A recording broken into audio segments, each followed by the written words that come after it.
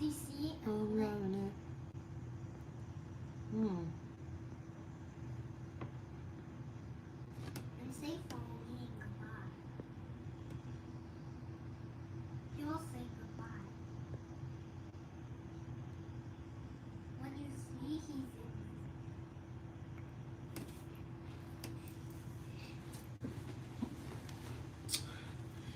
say Hello. he will look instead. How are you guys? It's been a long time. Happy New Year. He will Let me push this back.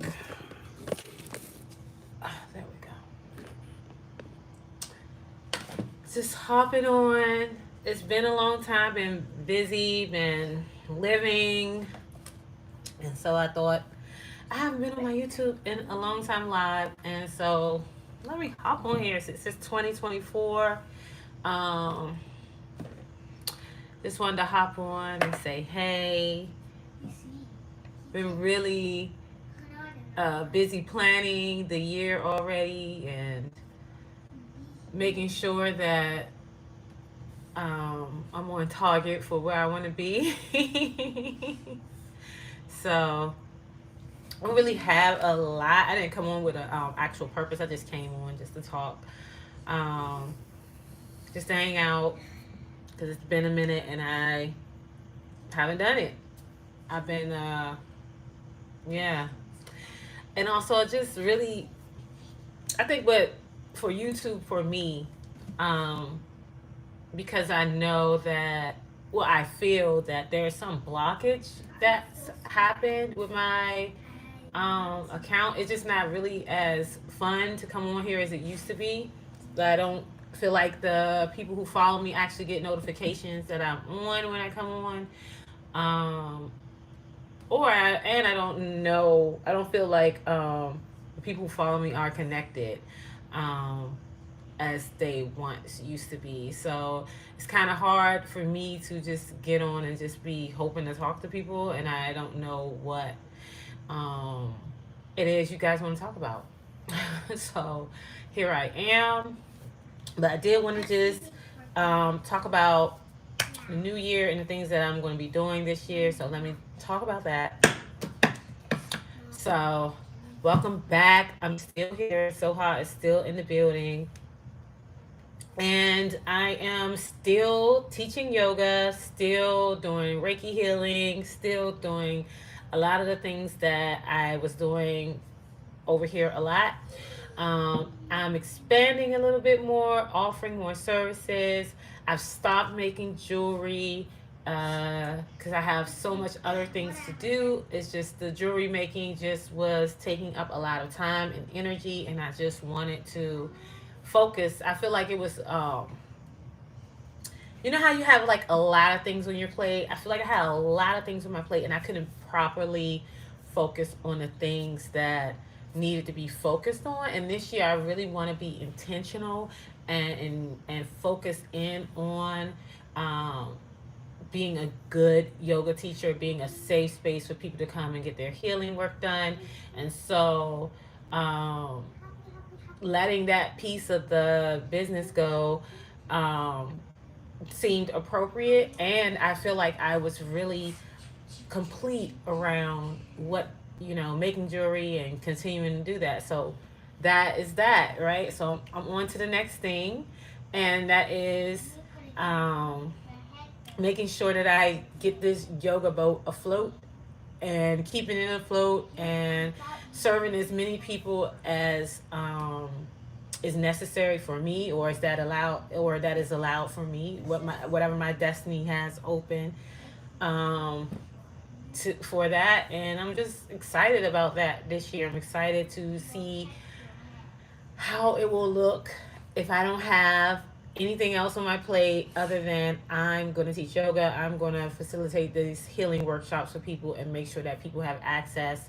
to the healing power of yoga and Reiki, and that they can find that space and find themselves in that space, and they can access parts of themselves that have probably not been available to them before. So just really excited about that. And because I've had like a seriously big intentional healing process over the last few years, and I reached a culmination around it. Got a lot of healing work done.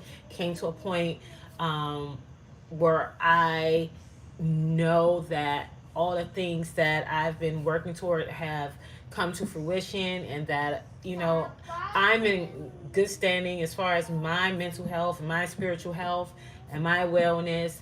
And so I feel like I have more, I want to say, ashe, as we would say in African spiritual reality, in African spiritual traditions, but I would say more energy to put towards others, and I don't have to focus on myself so much. And I feel like that was the bigger part of the working with jewelry, was that it was something there for me in the creation of each piece. And so that's why I needed it so much. And now that I'm at this place in my spiritual journey where I feel really full, I feel really good.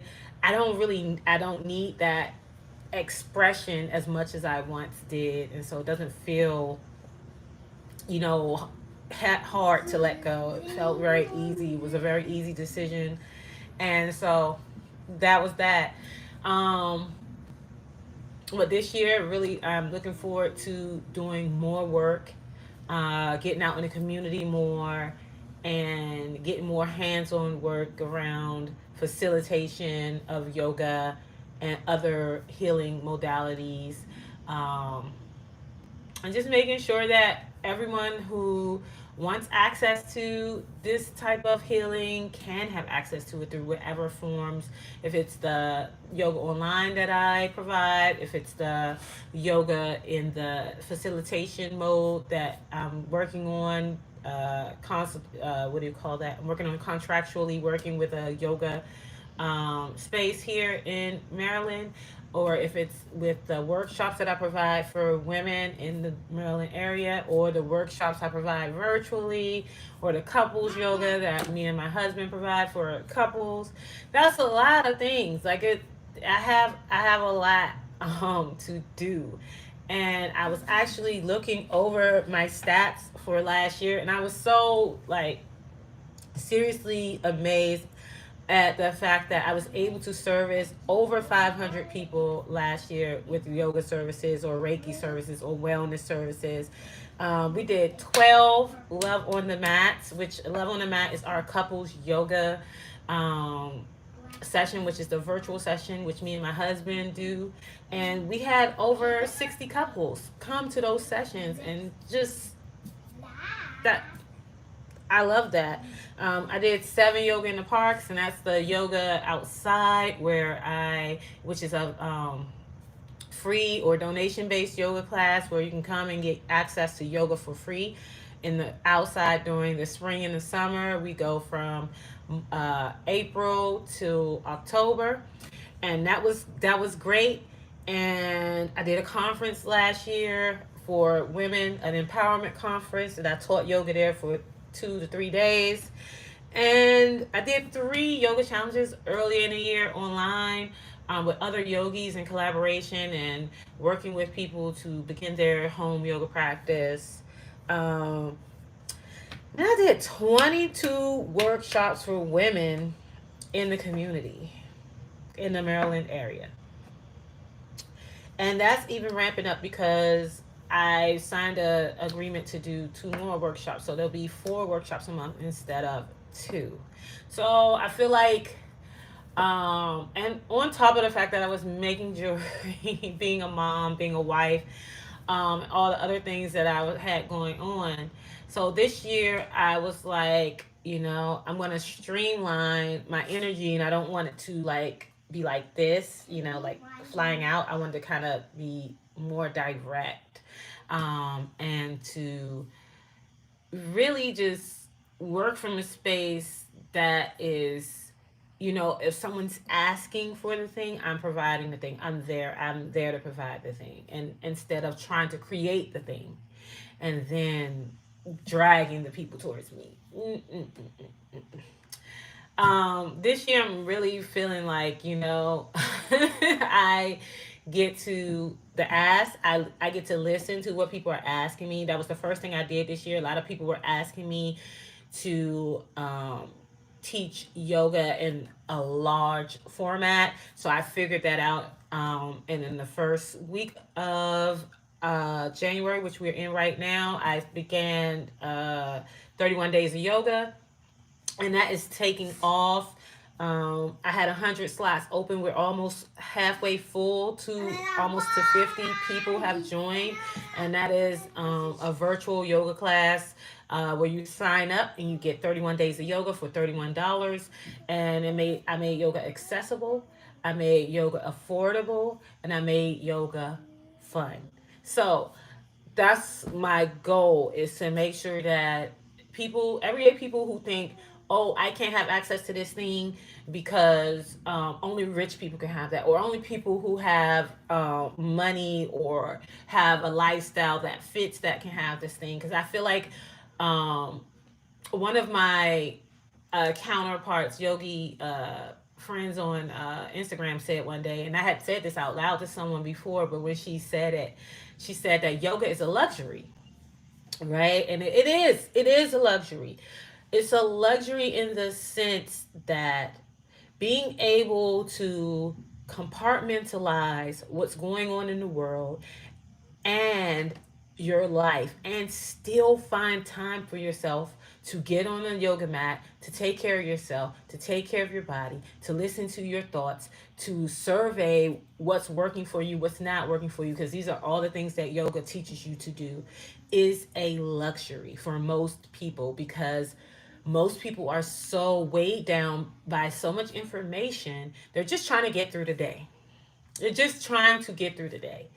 And I want to remove that luxury from this lifestyle. I don't have a fancy smashy lifestyle.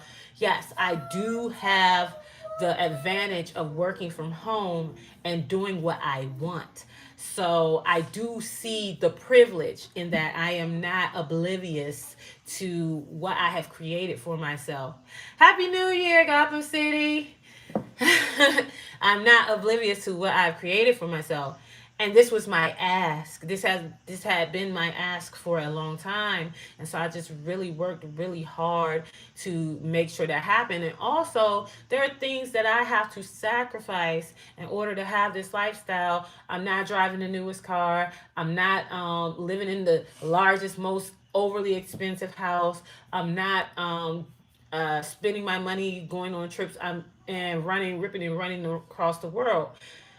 There had to be sacrifices made on everybody's end in order for this to happen. And I'm grateful and aware of that. And I think that that's the bigger thing, is that when you say you want a lifestyle, when you say you want a certain kind of lifestyle, you have to really recognize what that means and what that looks like, right? So if I look at the internet and I see other wellness professionals or yoga teachers or whatever, and I look at that and I see, I take a vantage point of what I see, and I filter that through my brain. I would think it takes a lot of money, or money to live this lifestyle, but really it just takes a lot of resources. And when I say resources, the willingness to have someone that you're partnered with, if you're partnered with someone that will be accepting of that, this is the space that you want to create for your life.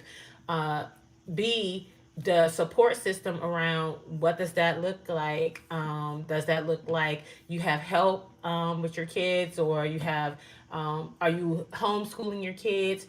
If you have children, what does that look like? What does resources look like, right?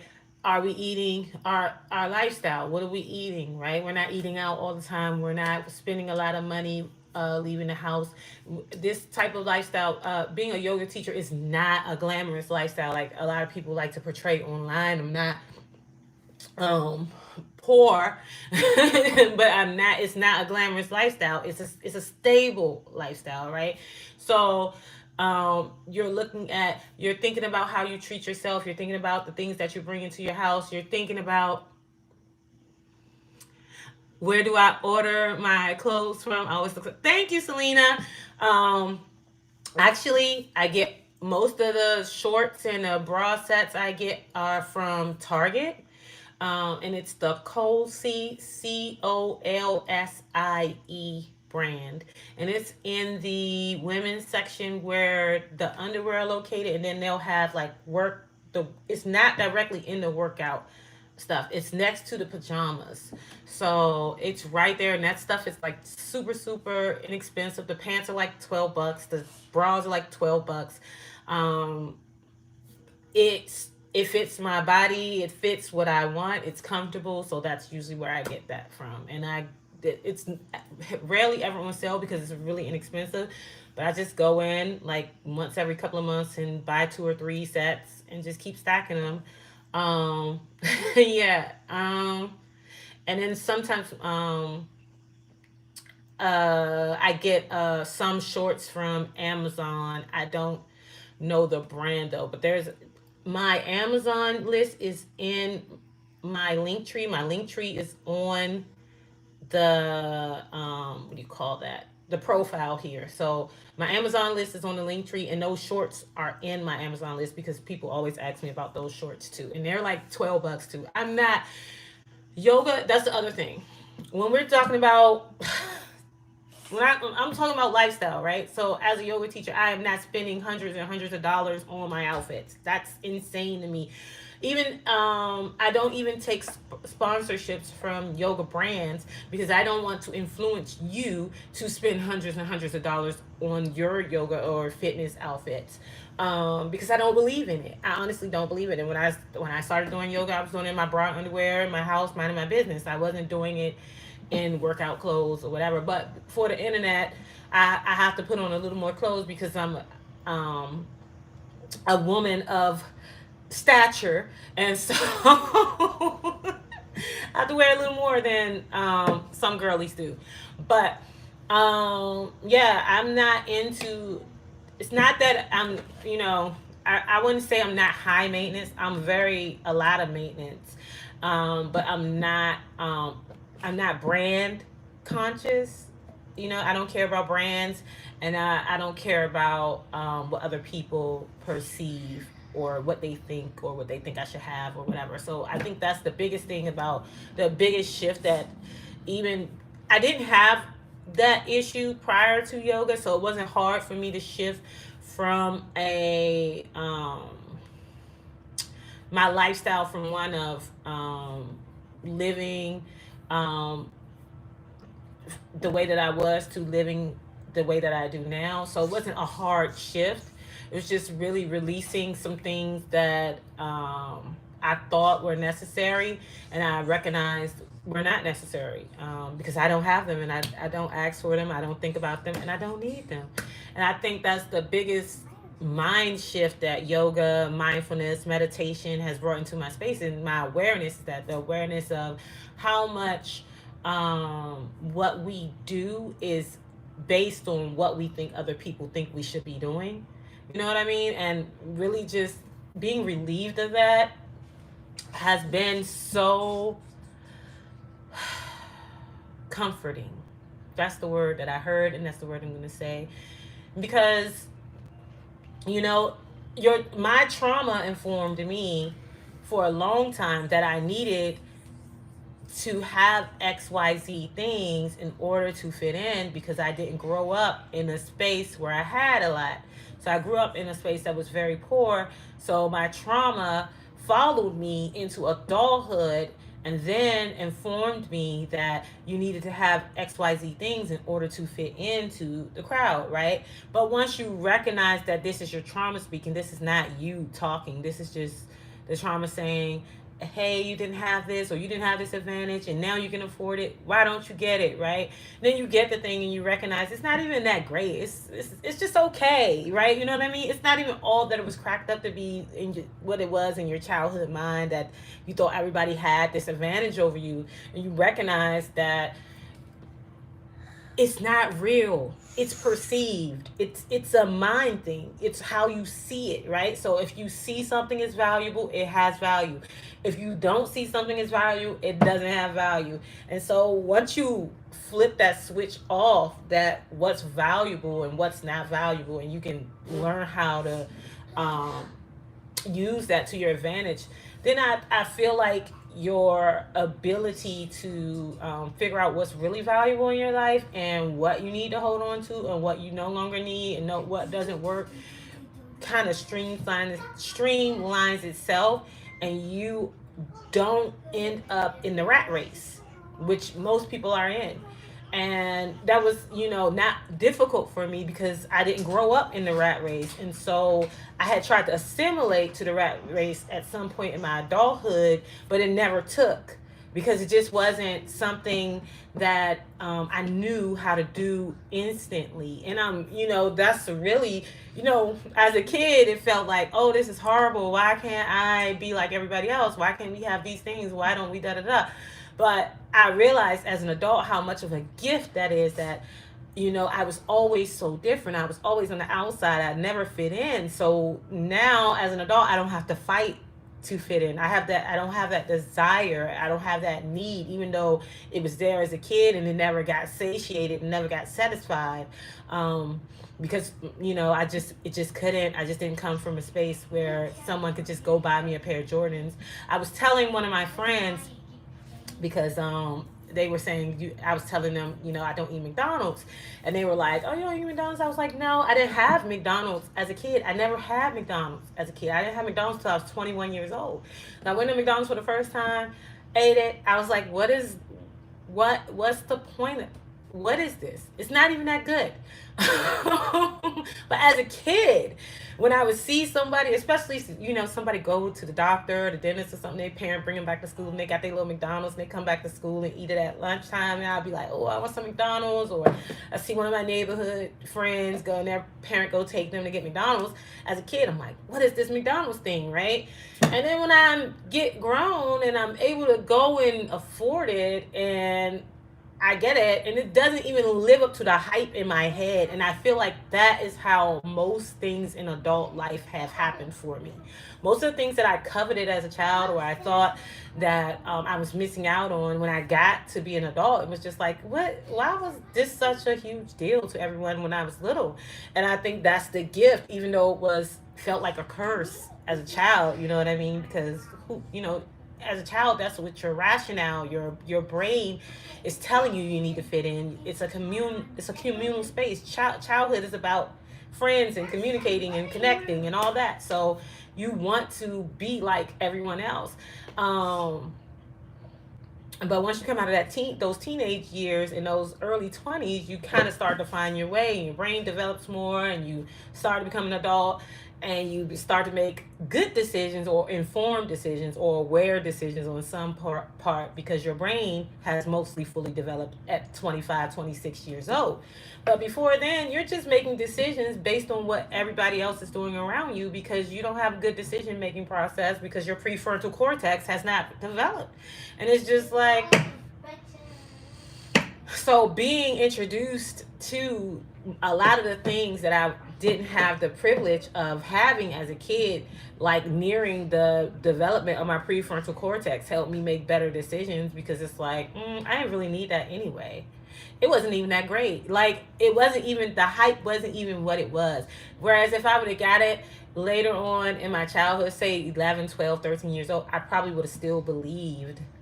I probably would have bought into the idea that these things mattered or they had merit, right? And that's the literal part about being a yoga teacher that makes me so grounded, is that I can just switch that off for the most part about anything. Anything. Like, I can see the pros of something, I can see the cons of something, but it doesn't. I'm not passionate about a lot of things. You know what I mean? I'm dispassionate about a lot of things. Things are. They just are. They come and they go. You know what I mean? So I have a new car. I don't have a new car. I have a big house. I don't have a big house.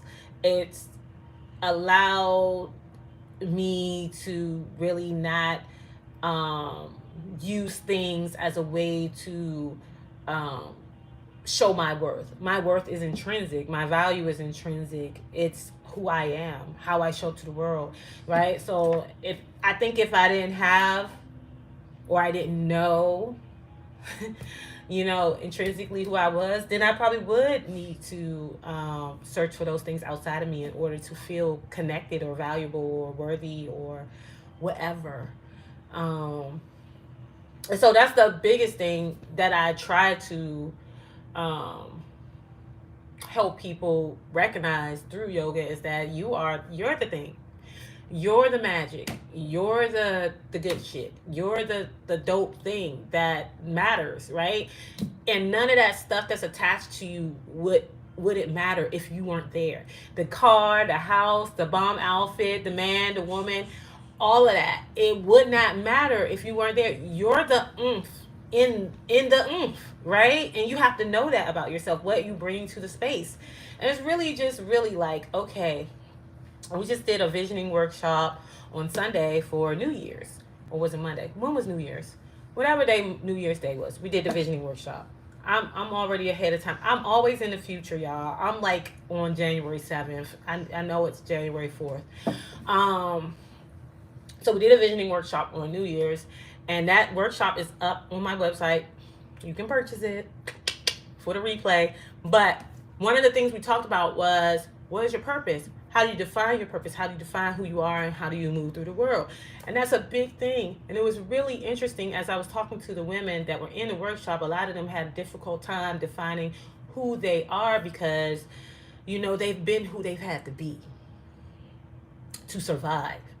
And when somebody is asking you, who are you, when all you've ever been is what was needed in order to pay the bills, in order to take care of your kids, in order to graduate from college or school, in order to show up to work and do a good job, those become your identities. Those skills become your identities, but you are more than those things that you do. You are more than what you do for people. You are more than what you bring to the space as a doer, right? So what do you intrinsically bring to the space, right? Just having them think about that. Like, are you, dependable? Are you honest? Do you bring support wherever you are? Are you consistent? Are you clear? Do you bring clarity? Are you loving? Are you gentle? Are you, do you bring fun? Are you, what do you call that when you're sporadic? That, right? So really thinking about how you show up in the world and what kind of feedback you get from other people, like, who am I? What do I bring? Was a really difficult question. It was difficult because, we don't allow people to be themselves. We don't allow people to show up as themselves. We don't allow people to explore themselves. We want them in the boxes that we put them in, and they need to stay in those boxes so that they can do the things that we need them to do. And it was really just a really good workshop. I really feel like these ladies will go out in the world, even if it's 5 steps from where they are now, and really do something different with themselves because they have some semi-solidified identity other than what they do, right? So moving away from the transactional thinking of, what do you do for me? How do you benefit me? Right? This is how we think of people, right? And it's odd. It's odd because, one, when I think about it as a Black person who is a descendant of slaves or enslavement here in America, that is exactly what my ancestors were brought here for. They were brought here for what they could do. And to stay in that mind frame, to stay in that frame of reference as a Black person is wholly demeaning and harmful. It's harmful and demeaning. And giving yourself as a Black person to remove that type of thinking, that type of transactional, exchange-based, relational processing from yourself is a gift. Like, it's really one of the biggest gifts we can give to one another. Like, I never ask people when I meet them, what do you do? Who are you? How do you feel? What There are so many other questions we can ask one another. What do you do? And I live. I'm from DC. That's the question. That's the question that you get asked if you go anywhere in DC in any professional sphere. What do you do? Where'd you go to school? Those things, those identifiers are your identifiers. And it's not. It's not. It's not who you are. It's really not. But that's how we, function in this system of capitalism.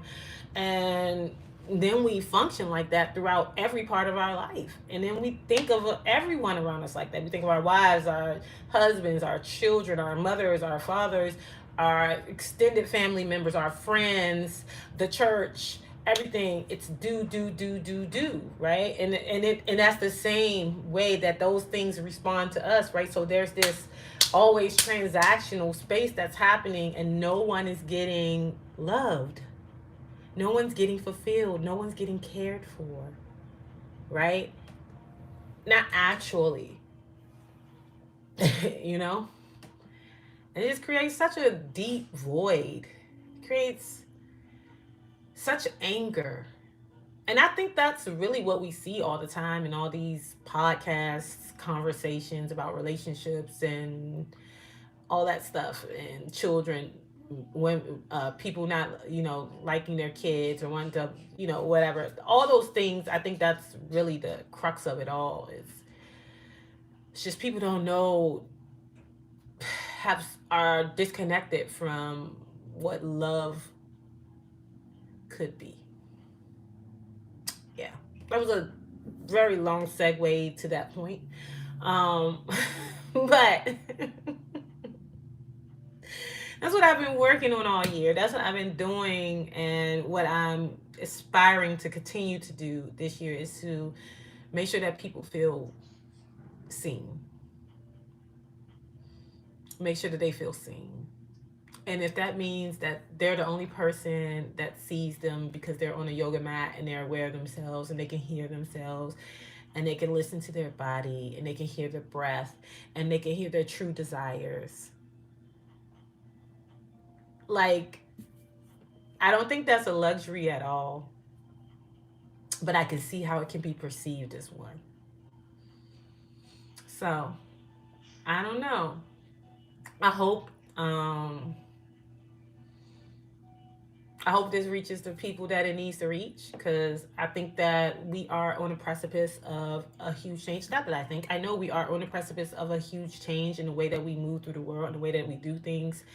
And there's going to be resistance. There's always resistance to change. There's always resistance to change. And if you are just paying attention in your life, try to go left when you always go right, and watch how many things go haywire.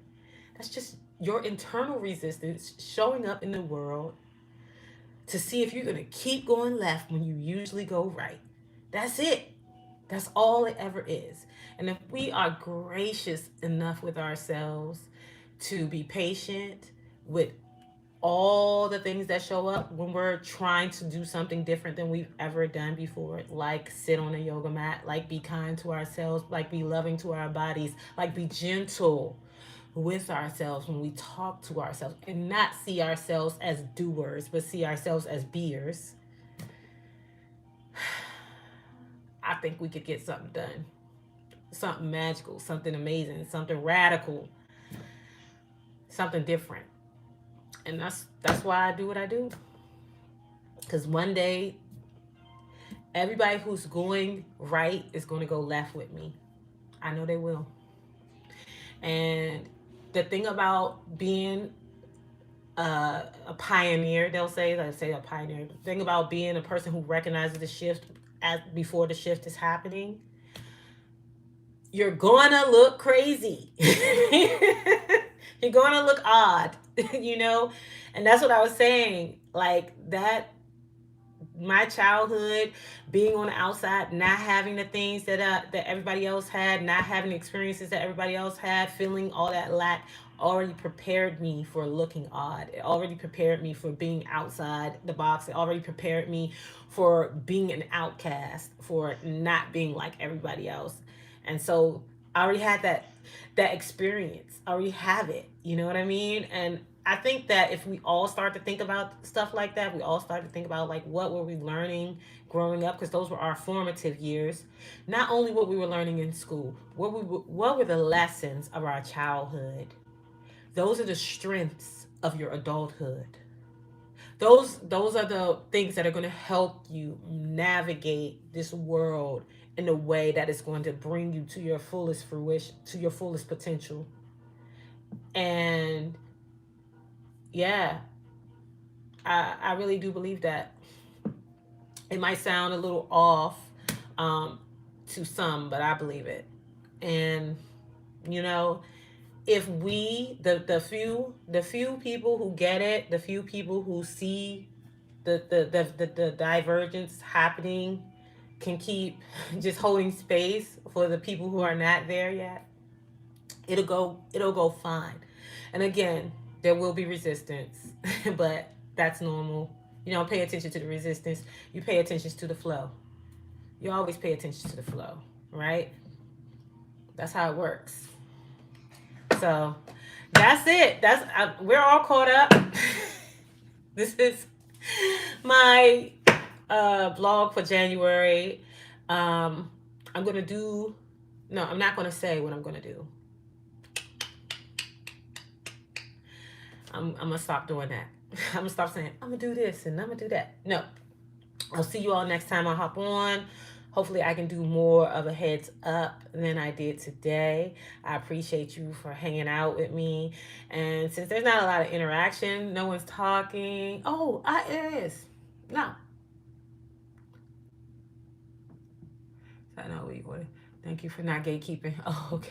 Yes, that was from earlier. Yep. So that was all the messages I got. I appreciate y'all for hopping on with me and joining me. And I'll see you guys next time I hop on. And I hope you guys have a beautiful beginning of the new year, and that all the seeds that you're planting, that they begin to root down into the ground really deep, so you can have a really strong, strong, strong tree. All right, y'all. I holla. Take care of yourselves. Peace.